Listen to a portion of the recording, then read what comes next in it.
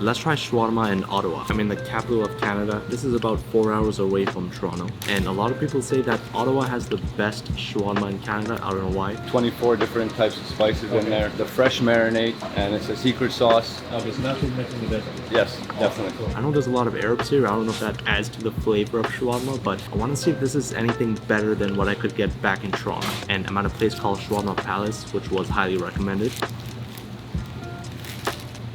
Okay, their chicken is juicy, and they added some of that pomegranate molasses, but that's the only sauce that I saw them put in. And what's that? Pomegranate molasses.